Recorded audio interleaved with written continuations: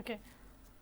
નમસ્કાર દર્શક મિત્રો, હું પિનલ આપનું સ્વાગત કરું છું મારા ખાસ કાર્યક્રમ ડે સ્પેશલમાં આજે વાત કરવાની છે આજના ખાસ દિવસની. આજે ઇન્ડિયન નેવી ડે છે, ભારતીય નૌસેના દિવસ, અને ખાસ કરીને આજના દિવસની ઉજવણી કરવામાં આવે છે ને આજના દિવસની ઉજવણી 4 ડિસેમ્બર એટલે કે એટલા માટે કરવામાં આવે છે કે જ્યારે આજે નૌસેનાના જાબાંજોને યાદ કરવામાં આવે છે, તેમને સલામ કરવામાં આવે છે, તેમની જે બહાદુરી છે, તેમની જે શક્તિ છે તેને બિરદાવવામાં આવે છે. 1971માં ભારત પાકિસ્તાન યુદ્ધમાં ભારતીય નૌસેનાની જે જીત થઈ હતી, ભારતીય નૌસેનાના કારણે એ જે યુદ્ધમાં આપણે જીત્યા હતા ને એટલા જ માટે આજના દિવસે ભારતીય નૌસેના દિવસ તરીકે તેની ઉજવણી કરવામાં આવે છે. 1971માં ભારત પાક યુદ્ધમાં જીત પ્રાપ્ત કરનાર ભારતીય નૌસેનાની શક્તિ અને બહાદુરીને યાદ કરતા આજના દિવસની ઉજવણી કરવામાં આવે છે. અને ખાસ કરીને જ્યારે ભારતીય નૌસેનાની વાત કરવામાં આવે, નૌકાદળની વાત કરવામાં આવે, ત્યારે કહી શકાય છે કે ભારતની વિશાળ દરિયાઈ સરહદની જો સુરક્ષા કોઈ કરતું હોય તો તે છે ભારતીય નૌસેનાના જાબાંજો.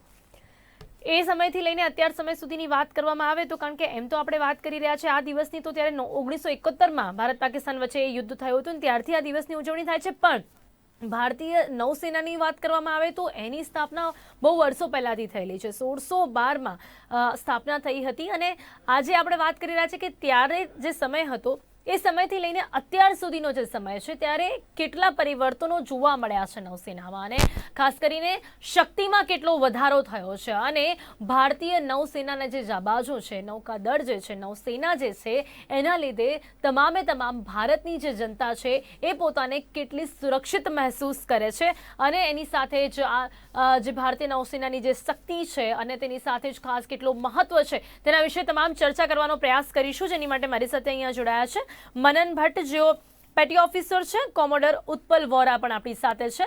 આ બંનેનું સ્વાગત છે ડે સ્પેશલમાં. જય હિન્દ. જય. ઉત્પલ વોરાજી, સૌથી પહેલા આજના દિવસના મહત્વથી શરૂઆત કરીશું આપની પાસેથી. 4 ડિસેમ્બર છે આજે, ને આજે નૌસેના દિવસ છે. દર વર્ષે 4 ડિસેમ્બરના દિવસે આની ઉજવણી કરવામાં આવે છે. ક્યાંક મેં પ્રયાસ કર્યો જણાવવાનો કે કેમ આજના દિવસની ઉજવણી થાય છે, પરંતુ છતાં પણ આપની પાસેથી પણ જાણવા માંગીશ કે કઈ રીતે 1971માં ભારત પાકિસ્તાન વચ્ચે યુદ્ધ થયું હતું, જેમાં ભારતીય નૌસેનાના લીધે જીત થઈ હતી, ને એટલા જ માટે આજના દિવસની ઉજવણી થાય છે. પિનલ, તમારી વાત બિલકુલ સાચી છે. અને સૌથી પહેલા તો આજે નેવી દિવસના નિમિત્તે આપના ચેનલને અને આપના ચેનલ થ્રુ સૌ દર્શકોને નેવી ડે ને ઉપર ખૂબ જ સારા ગ્રીટિંગ્સ પાઠવું છું. હવે તમે જે સવાલ પૂછ્યો છે કે આજના દિવસની ઉજવણી કેમ થાય છે, આપને જો ખ્યાલ હશે ત્યારે 1971ની અંદર પાકિસ્તાન સાથે જે કંઈ યુદ્ધ થયું એ વખતે બાંગ્લાદેશ જેવા કોઈ દેશનું નામ હતું નહીં, અને that was considered as a East Pakistan. અને જે વેસ્ટ પાકિસ્તાન જેને અત્યારે કહી શકાય એ પ્રમાણે એના જે આર્મ ફોર્સિસ હતા ત્યાં આગળ ઈસ્ટ પાકિસ્તાનની અંદર ખૂબ જ અત્યાચાર કરી રહ્યા હતા, અને operation was at its peak. અને એ વખતે જે બધા ત્યાં આગળથી શરણાર્થીઓ આપણા ભારતની અંદર આવી રહ્યા હતા, એનાથી ભારતની ઇકોનોમી ઉપર ખૂબ જ પ્રેશર આવી રહ્યું હતું. અને એ માટે એ વખતના આપણા late prime minister Mrs Indira Gandhi, who was also considered as the Iron Lady of the country, અને she went round the whole world and got the support in this particular cause. અને એ વખતે બાંગ્લાદેશની અંદર એ વખતના ઈસ્ટ પાકિસ્તાનમાં જે કંઈ મુક્તિબાઈની ચાલતી હતી એને મોરલ સપોર્ટ એક્સટેન્ડ કરવા માટે, અને જે પછી એ પાકિસ્તાનનું યુદ્ધ થયું એ વખતે પ્રીએમ્પ્ટિવ સ્ટ્રાઇક એ કરવામાં આવી અને ભારત ઉપર યુદ્ધ થોપી દેવામાં આવ્યું. અને ભારત માટે એ વખતે આ જસ્ટ કોઝ માટે યુદ્ધ લડ્યા સિવાય કોઈ છૂટકો નહોતો. હવે આપણે થોડું આગળ વધીએ, અને એની અંદર તમને જો ખ્યાલ પણ હશે કે એ વખતે કિસિંજર અને નિક્સનની જોડીએ 7th ફ્લીટ પણ બે ઓફ બેંગોલની અંદર ઇન્ડક્ટ કરી દીધો હતો. અને એ વખતે પણ રશિયાની સાથે જે આપણી ફ્રેન્ડશિપ અને કોઓપરેશનની ટ્રીટી, સ્ટ્રેટેજિક કોઓપરેશનની ટ્રીટી થઈ, એ બે મુજબ રશિયાએ પણ આપણને એ વખતે સપોર્ટ આપેલો હતો.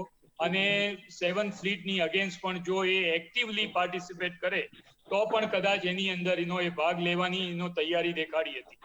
આ બધી સિચ્યુએશનમાં ઓવરઓલ જીઓ સ્ટ્રેટેજિક સિનારીઓ જોઈએ તો ભારત માટે ખૂબ જ પરિસ્થિતિ એવી થઈ રહી હતી કે એ વખતે 2 વખત તો વીટો વાપરી લીધેલો રશિયાએ, અને ભારતના આપણી પોલિટિકલ લીડરશિપને એવું કહેવામાં આવ્યું હતું કે તમે આને જલ્દી પતાવી દો, કારણ કે આટલો બધો લિમિટેડ ટાઈમમાં આટલો રિપીટેડ સપોર્ટ કદાચ રશિયા માટે આપવો એ વખતે પોસિબલ નહીં થાય.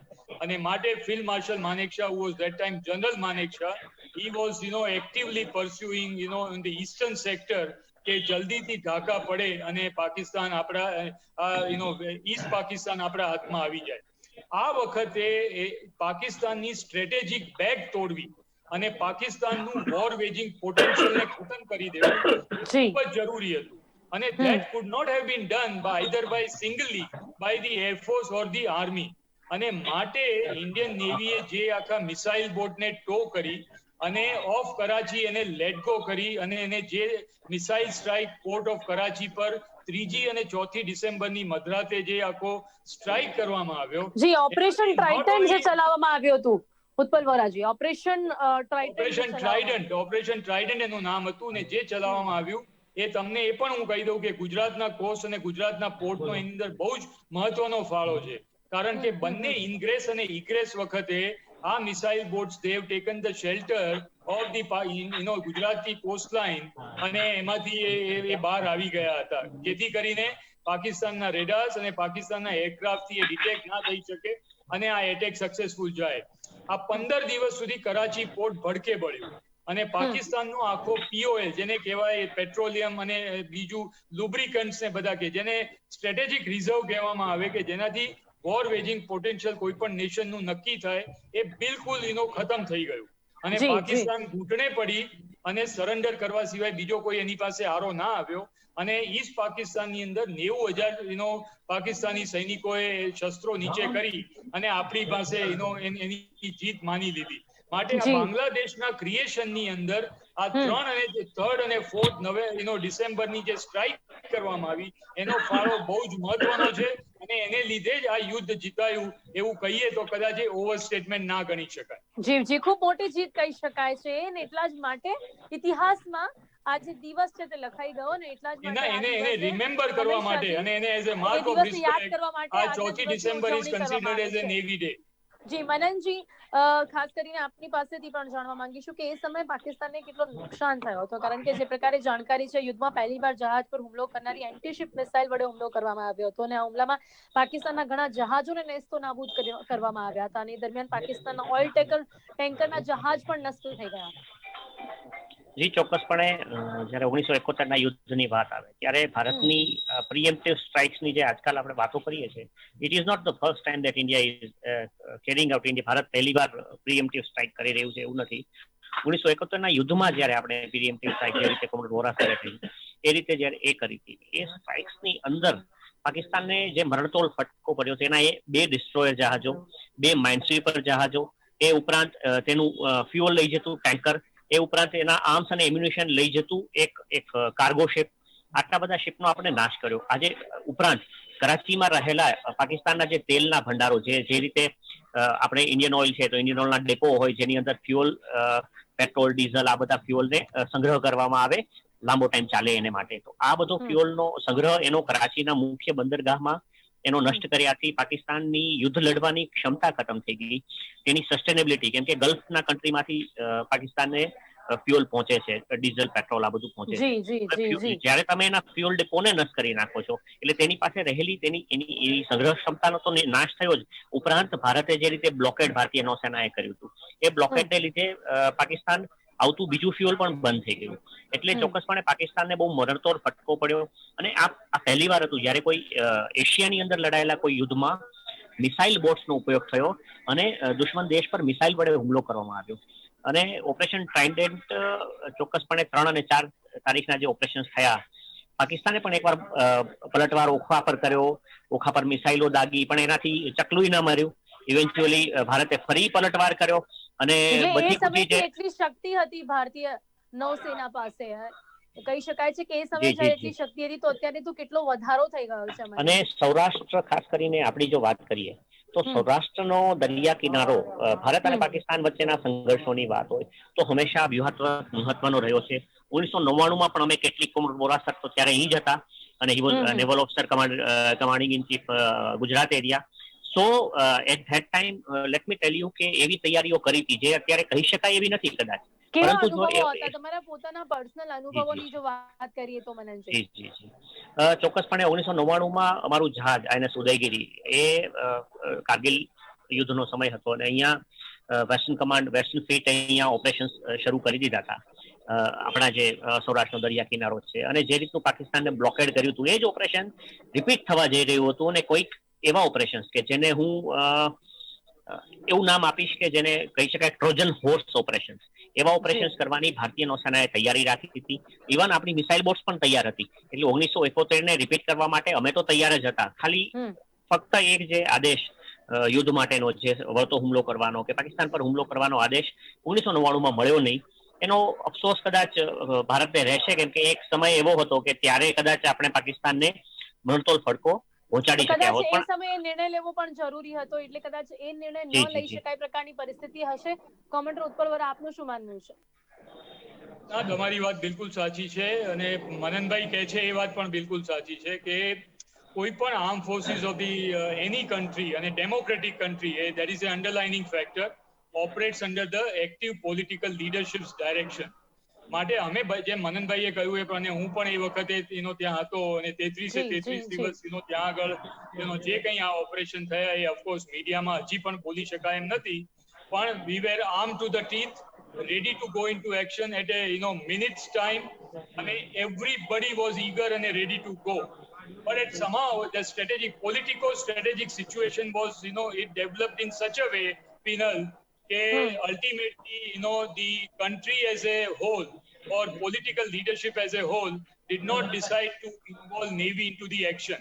And Air Force was also allowed only for a limited action without crossing the LOC. એટલે અને આર્મી ઓફકોર્સ અગેન આર્મીને ફૂલ ફ્લેજેડ ગ્રીન સિગ્નલ નહોતું આપવામાં આવ્યું, ફક્ત ખાલી સેક્ટોરલ વોરફેર માટે અને કારગિલ સેક્ટરમાં જ ઓપરેશન અંડરટેક કરવાની ક્લિયરન્સ આપવામાં આવ્યું. માટે વન્સ ધી આર્મી, નેવી અને air force whatever political direction is given, we follow that to the hilt. અને માટે though we were ready, fully deployed, ready to go into action at a minute's notice, but ultimately at that moment of time, let us put it that way, a political leadership of the day did not consider it necessary to involve Navy into action. And I will leave it at that. I will not, further elaborate on this. જી જી જી જી તો વરાજી, એ સિવાય જો એ સમયની તો આપણે વાત કરી, પરંતુ થોડી એ પણ વાત કરી લઈશું કે જ્યારે આ નૌસેનાની સ્થાપના થઈ 1612માં, જે શરૂઆતી સમય હતો, ઈસ્ટ ઇન્ડિયા કંપનીએ જે શરૂઆત કરી હતી, કઈ રીતે આ નૌસેનાની, ભારતીય નૌસેનાની સ્થાપના થઈ હતી? જી ઉત્પલવરાજી. Sorry, Pinal, come again. જી, કઈ રીતે સ્થાપના થઈ હતી 1612માં, જે ઈસ્ટ ઇન્ડિયા કંપનીએ નૌસેનાની સ્થાપના કરી હતી, એ દિવસોને પણ યાદ કરવા માંગીશું. જો આનો હિસ્ટોરિકલ પર્સપેક્ટિવ લઈએ તો એક વસ્તુ મારે દર્શકોને યાદ કરાવવી જોઈએ કે દરિયાનું ઇમ્પોર્ટન્સ એટલું બધું છે કે you can only be secure on the land provided you are supreme at sea. અને આ વસ્તુ પાસની અંદર આપણા રાજા મહારાજાઓના જે વખતે ઇન્ડિયા એનું જે આખો જિયોગ્રાફિકલ મેપ બનેલો હતો અને જે રીતે એની સોવરેન્ટી હતી એ દિવસોને ધ્યાનમાં લેવાની જરૂર છે. જ્યારે મોગલ રાજાઓ અને એમ્પાયર એ લોકોએ આપણને એટેક કર્યો from the northern Himalayan border, we never lost our sovereignty. પણ જ્યારે દરિયા ઉપરથી એટેક થયો, whether it was Portuguese, whether it was French, અથવા તો the European or the UK, ત્યારે we lost freedom, we lost sovereignty, and we ultimately enslaved India. અને એમાંય જ્યારે બ્રિટિશરોએ આપણી પર એટેક કર્યો અને ઈસ્ટ ઇન્ડિયા કંપનીને બધું ફોર્મ કર્યું, ત્યારે they virtually started ruling the sea. અને they not only ruled the sea of Indian Ocean and Bay of Bengal, they were ruling virtually the seas of the world. અને માટે એક કહેવત ઉદ્ભવેલી એ વખતે કે sun never sets in British empire. એટલા માટે આજે દરિયાનું ઇમ્પોર્ટન્સ છે અને દરિયામાં ટ્રેડ એન્ડ કોમર્સ અને એનામાંથી જે તમે એને જે નેશનને કંટ્રોલ કરી શકો અને એના જે અત્યારના કોન્ટેક્સમાં જો જોવા જઈએ તો જે રીતે ઓઇલ રૂટ્સ અને C lines of communication control કરી શકાય તો એ દેશને તમે ઘૂંટણીએ પાડી શકો. અને જે માટે જ આ એ વાત બધી પણ છે અને માનનભાઈ ઉત્પલ વોરાજીએ જે વાત કરી એ વાત બી છે અને ક્યાંક એ પણ કહી શકાય કે સૌથી વધારે સુરક્ષિત રાખવાની જરૂરિયાત પણ દરિયાઈ વિસ્તારને પડતી હોય છે એવું પણ આપણે માનવું પડે ને એના માટે ચોક્કસ જે નૌસેનાના જે જવાનો હોય એ એમનું જે સિલેક્શન હોય એ પણ ખૂબ અલગ રીતે કરવામાં આવે છે. એ લોકો ની જો વાત કરવામાં આવે મનનભાઈ તો શું કહેશો, ખાસ કઈ ખાસિયતો હોવી ખૂબ જરૂરી રહેતી હોય છે? સી નેવી છે, navy is like a corporate force. Sea navy નૌસેનાની અંદર તમારે ટેકનિકલી ક્વોલિફાઈડ જવાનોની જરૂર પડે છે. ઇવન નેવીના જે જવાનો છે તેમની જે એમની પાસે જે એક્સપેક્ટેશન રાખવામાં આવે છે એ આંતરરાષ્ટ્રીય સ્તરની પ્રોફેશનલિઝમની એક્સપેક્ટેશન રાખવામાં આવે છે. નેવીનું નૌસેના it is a very demanding job, તમારે you have to be continuously at your professional best. નેવીમાં there is no place for professional incompetency. એટલે તમે જો આંતરરાષ્ટ્રીય સ્તરની પ્રોફેશનલ કોમ્પિટન્સી ન ધરાવતા હો તો તમે આ અલ્ટ્રા મોડર્ન યુદ્ધ જહાજોને ચલાવવા માટે એ યુદ્ધ જહાજોના પછી એન્જિન્સ હોય કે પછી તેના અંદર રહેલા સેન્સર્સ, મોડર્ન સેન્સર્સ હોય, તેની અંદર રહેલા વેપન્સ હોય, અને સાથે સાથે નૌસેનાની એક ખાસિયત એ છે કે તમને કેરિયર ઓપોર્ચ્યુનિટીઝ પણ આપે છે, તમને આગળ વધવા માટેની પૂરતી તકો પૂરી પાડે છે, તમને એક ઇક્વલ વર્કિંગ એન્વાયરમેન્ટ પૂરું પાડે છે. એક એવું વર્કિંગ એન્વાયરમેન્ટ કે જે તમે કદાચ આંતરરાષ્ટ્રીય સ્તરે કોઈ પણ નૌસેનામાં જશો તો આટલું જ પોઝિટિવ એન્વાયરમેન્ટ તમને મળશે. એટલે નૌસેના બેસ્ટ એક એમ્પ્લોયર તરીકે જોવા જાવ તો નૌસેના Indian navy is the best employer because એ તમને ઇટ ગિવ્સ યુ વિંગ્સ, અને એટ સી દરિયાની અંદર જે ફિટનેસની જે મેન્ટલ ટફનેસની જરૂર પડે છે. અમારા ટાઈમે ડ્યુરિંગ ધોઝ ટાઈમ એવું કહેવાતું કે Indian navy is for the physically fit and mentally tough. માણસો આપણે તમે ફિઝિકલ ફિટનેસ તમારી અટમોસ્ટ તો હોવી જ જોઈએ, પણ સાથે સાથે એવું મેન્ટલ ટફનેસ પણ એટલી જ જરૂરી છે તમારા તમને ડિસિઝન લેવા માટે. નેવી છે એ તેના અધિકારીઓને અને સેલર્સને એ ઇમ્પ્રુવાઇઝ કરે છે, તેમને એમ્પાવર કરે છે કે તમે તમારા જોબના વર્ક પરના ડિસિઝન્સ તમે લો અને તમે કામ કરો. સી જે એક્સપેક્ટેશન્સ જ્યારે 3 સર્વિસીસની વાત આવે, ઇન્ડિયન આર્મી, ઇન્ડિયન નેવી અને ઇન્ડિયન એરફોર્સ, તો basically we should not compare. પણ છતાંય જો બિંગ અ નેવલ સેલર હું વાત કરું તો I have been quite blessed with કે હું એવા લોકો સાથે મેં સર્વ કરી છે, એવા એન્વાયરમેન્ટમાં મેં સર્વ કર્યું છે કે વી હેવ ઓલવેઝ બીન અમારી જે પ્રોફેશનલ ચેલેન્જીસ છે એ અમને હંમેશા નવા કામ કરવા માટે અને પોતાની જાતને ઇમ્પ્રુવાઇઝ કરીને વધારે સારું આઉટપુટ આપવા માટે એટલે ક્યાંક અમને પર્સનલ લાઈફમાં પણ એની અસર જોવા મળતી હોય છે. ઉત્પલ વોરાજી, એ સિવાય જો વાત કરીએ નૌકાદળનું જે મુખ્યાલય છે નવી દિલ્હીમાં છે, એના સિવાયના જે રિઝર્વ કમાન્ડ હેડક્વાર્ટર્સ છે એ કેટલા મહત્વના છે, જે ખાસ કરીને અત્યારે વિશાખાપટ્ટનમ છે, કોચીનમાં છે, મુંબઈમાં છે, ત્યાંથી કઈ રીતે વર્ક થતું હોય છે ને કેટલા મહત્વના છે આ બીજા રિજનલ કમાન્ડ હેડક્વાર્ટર્સ? તમને જેમ ખ્યાલ હશે એ પ્રમાણે નેવી, જે મેં હમણાં જેમ તમને કહ્યું એ પ્રમાણે કોઈ પણ ડેમોક્રેટિક કન્ટ્રીના armed forces they operate under the political leadership. આપણા પોલિટિકલ લીડરશિપનું main city or main headquarter is Delhi, કે જ્યાં પાર્લિયામેન્ટ જેને કહેવાય અથવા તો કેબિનેટ મંત્રીઓ જ્યાંથી ઓપરેટ થતા હોય. માટે આપણા defence minister operate from Delhi. એટલે ડિફેન્સ મિનિસ્ટરના હાથ નીચે 3 સર્વિસીસના ચીફ આવેલા હોય. અને અત્યારે હવે of course chief of the defence staff general Rawat is also part of the ministry of defence, A department of military affairs જેને કહેવામાં આવે. એટલે ડિફેન્સ મિનિસ્ટર, પછી ચીફ ઓફ ડિફેન્સ સ્ટાફ અને બીજા 3 services chief, they also directly report to the defense minister. માટે on operational matters માટે આપણા નેવીના ચીફ છે ને એમનું નેવીનું હેડક્વાર્ટર ઇઝ ઓલ્સો એ દિલ્હીમાં આવેલું છે. હવે ચીફ ઓફ નેવલ સ્ટાફ જેને કહેવાય કે નૌસેના અધ્યક્ષ, એમના હાથ નીચે 3 વાઇસ એડમિરલો અને 3 આપણા જેને કમાન્ડ હેડક્વાર્ટર્સ કહેવાય એના ચીફ તરીકે ઓપરેટ કરતા હોય છે. એમાં ઈસ્ટર્ન નેવલ કમાન્ડની અંદર પિનલ, કેન યુ હિયર મી? જી આપનો અવાજ આવી રહ્યો છે. એટલે જે ઈસ્ટર્ન નેવલ કમાન્ડનું હેડક્વાર્ટર છે વિશાખાપટ્ટનમમાં આવેલું છે, અને સાઉથની અંદર જે કોચીનની અંદર સધર્ન નેવલ કમાન્ડનું હેડક્વાર્ટર્સ છે, અને વેસ્ટર્ન નેવલ કમાન્ડનું હેડક્વાર્ટર્સ મુંબઈમાં છે. અને આ 3 હેડક્વાર્ટર્સની નીચે આ બધા નેવીની એસેટ્સ કે જેને ship, submarines, aircraft, UAV, marine કમાન્ડોઝ અને એ બધા એને પોઝિશન કરવામાં આવે છે.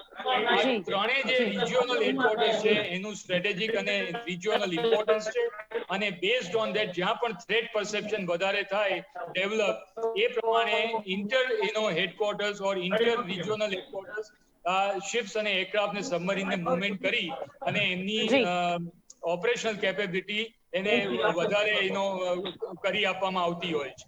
માટે જી, તમે જી, જે જી. કહ્યું વિશાખાપટ્ટનમનું સ્ટ્રેટેજિક ઇમ્પોર્ટન્સ એટલા માટે છે કારણ કે Visakhapatnam is also connected through the Bay of Bengal with Andaman Nicobar islands, અને આખા અંડમાન નિકોબાર આઇલેન્ડ્સ થી આગળ જઈએ તો ત્યાં આગળ સ્ટેટ ઓફ મલાક્કા આવેલી છે.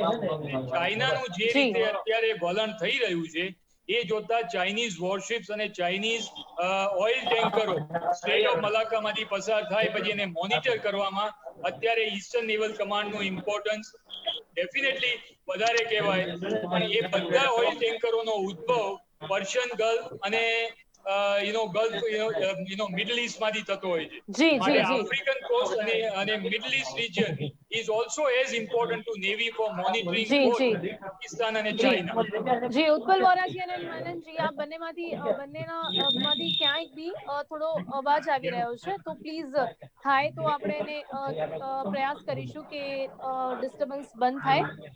અને એની સાથે જ મનનજી, અહીંયા બીજો મહત્વનો સવાલ, અત્યારે જ ભારતીય નેવીને હમણાં જે વધુ એક જે સફળતા મળી છે, બ્રહ્મોસ સુપરસોનિક ક્રૂઝ મિસાઇલના એન્ટીશિપ વર્ઝનનું જે સફળ પરીક્ષણ કરવામાં આવ્યું છે, અને આ મિસાઇલનું જે પરીક્ષણ અંડમાન નિકોબાર દ્વીપ સમૂહમાં કરાયું છે, એ ભારતીય નેવી માટે, નૌકાદળ માટે કેટલું મહત્વનું કહી શકાય છે અને કેટલી મોટી સફળતા કહી શકાય છે?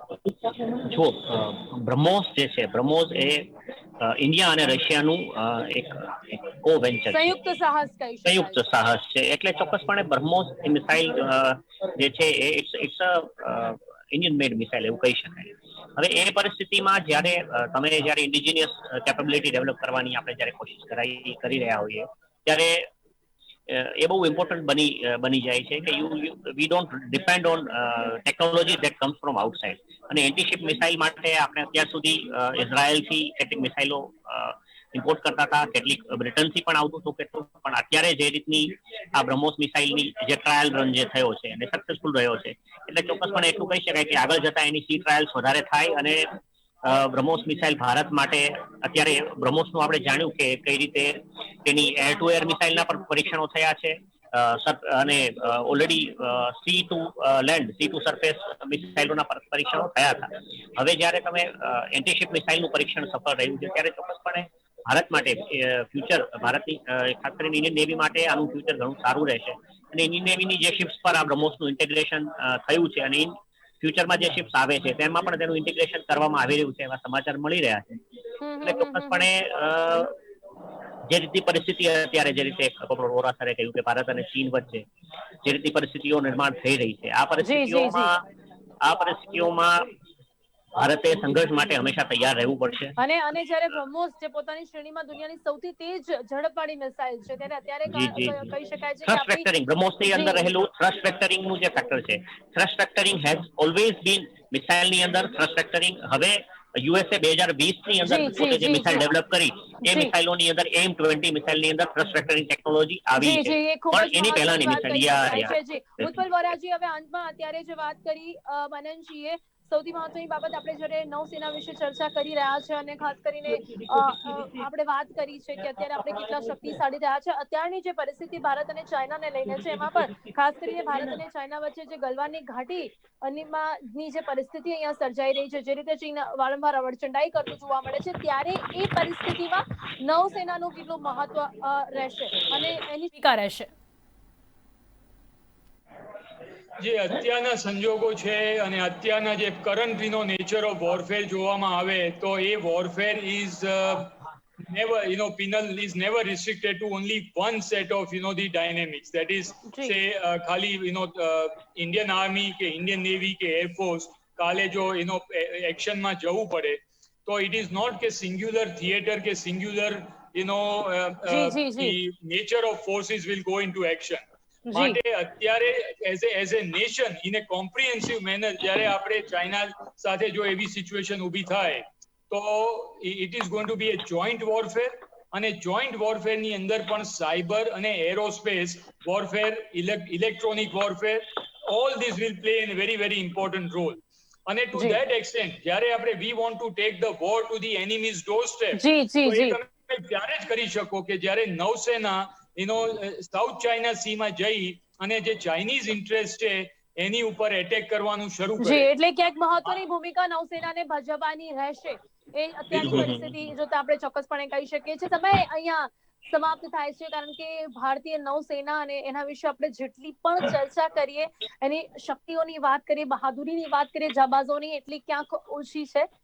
પરંતુ સમય અહીંયા સમાપ્ત થઈ ચુક્યો છે. મનનભાઈ અને Thank you. ઉત્પલ વોરાજી, આપ અમારી સાથે ચર્ચામાં જોડાયા તે બદલ આપનો ખૂબ ખૂબ ધન્યવાદ. થેન્ક યુ સો મચ, અને આજના દિવસની આપ લોકોને પણ ખૂબ ખૂબ શુભકામનાઓ. Happy new year. તો ખાસ કરીને વાત કરી છે ઇન્ડિયન નેવી ડેની, અને એની સાથે જ નેવીની સાથે જોડાયેલા એવા લોકોની સાથે પણ વાત કરવાનો પ્રયાસ કર્યો છે. ઇન્ડિયન નેવીને સમજવાનો પ્રયાસ કર્યો છે, તેની શક્તિ અને સમજવાનો પ્રયાસ કર્યો છે. એની સાથે સાથે જે જાબાઝો છે, તેમની જે બહાદુરી છે, તેના પણ વખાણ કર્યા છે. તેમને પણ સલામ કરી છે આજના દિવસે. આજના દિવસની ઉજવણી કેમ થાય છે, ઇતિહાસ પર પણ એક નજર કરી છે. તેની સાથે સાથે ભારત અને ચાઇના વચ્ચે જે અત્યારે પરિસ્થિતિ છે, એ પરિસ્થિતિ જોતા આગામી દિવસોમાં જો કોઈ એક્શન લેવામાં આવે છે તો ભારતીય નૌસેનાની ભૂમિકા કેટલી મહત્વની રહેશે તેના વિશે પણ ચર્ચા કરી છે ડે સ્પેશિયલ કાર્યક્રમમાં. ત્યારે બસ આટલું જ. ફરીથી મળીશું એક નવા વિષય સાથે. ત્યાં સુધી રજા આપશો. નમસ્કાર.